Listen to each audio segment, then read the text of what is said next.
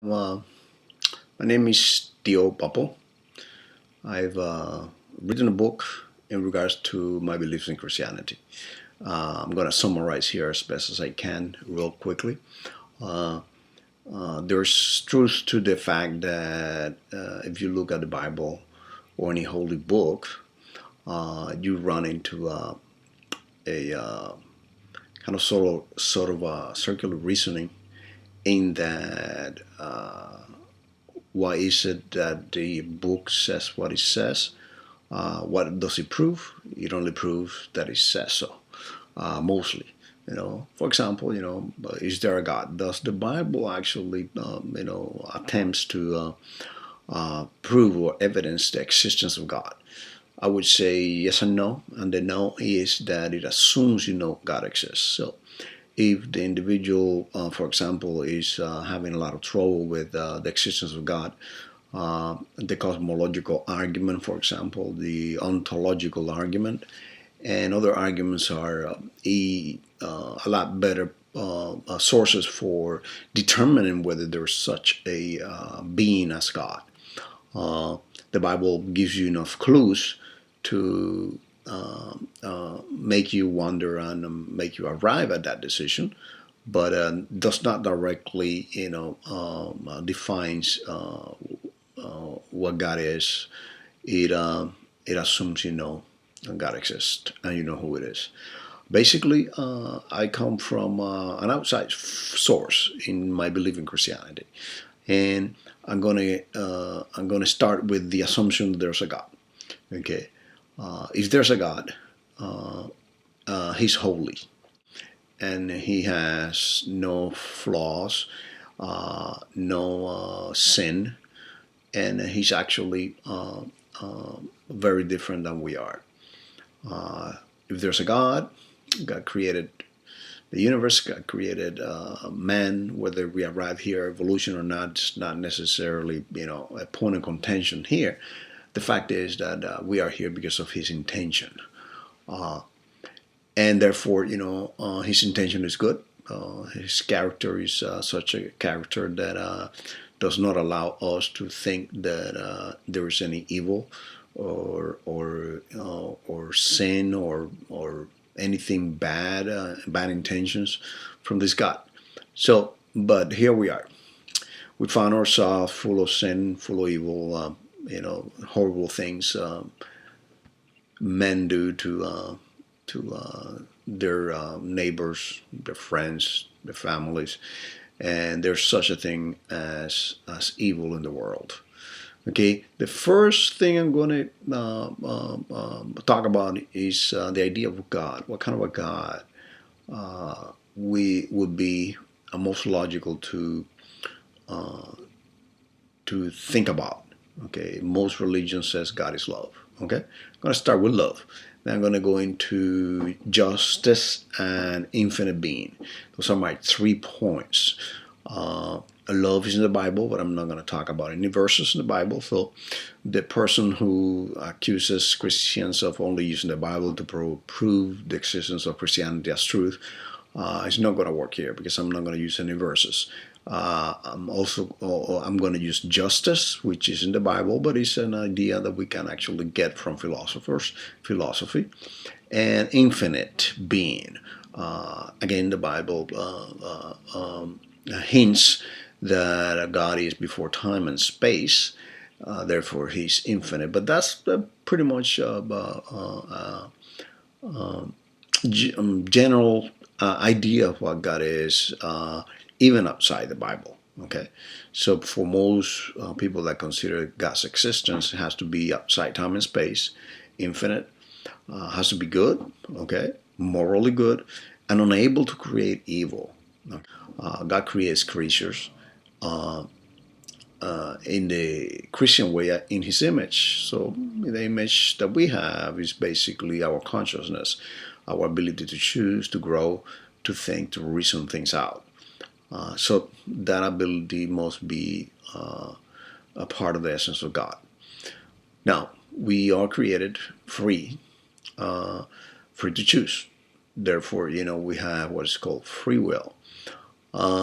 that's an idea that most of the three monotheist religions have, not particularly, not particular to Christianity. So God is love for most of the religions of the world. Uh, God is also the creator of everything. So we can imagine a time in which there had not been anything created. So if that's so, and if God is love, and He has not created anything yet, whom did He love if He's love before He created the first thing He created? And here is where one of those surprising facts of Christianity, doctrines of Christianity, because the God of Christianity is a triune God. It's three into one, three persons into one. Basically, resolve the question of God is love, because love is outward. It's always an action towards another. So in the Christian God, you have the formula of that God is being love, and I don't think that you find that in any other religion. Christianity is the only religion that can answer that in the Trinity. Three persons in infinite love in infinite time and space. So that's the idea of God. What essence does God has to have? It's got to have the essence of love, and it necessarily means that it's a multiplicity of persons. Okay, so the formula for Christianity, although it is impossible to define and understand the Trinity, it's one of those concepts that is probably on human scope of intellect. We can know what love is. We can actually define love, and if God is love, there you go. You got a triune, a trinity that makes sense as far as the definition that God must be love. The second portion of my argument would be the evil concept, the evil condition that we have. We have a condition of evil, which is nothing like the character of God. We call the condition of evil sometimes transgression, offense. Okay, and here I'm going to imagine that God actually gets saddened by our evilness, our sin, our condition, and that sadness is directly to his whole person. Some concept of the state of affairs of humanity and of man in regards to his evil is that it's against the will of God, okay, which cuts across the will of God for the ideal that He intended His creation to be, and that crossing across is actually transgression, is what I call transgression, when you cut across something. Uh, an offense to God. It's offensive to God that His creatures are full of evil when He's nothing like evil.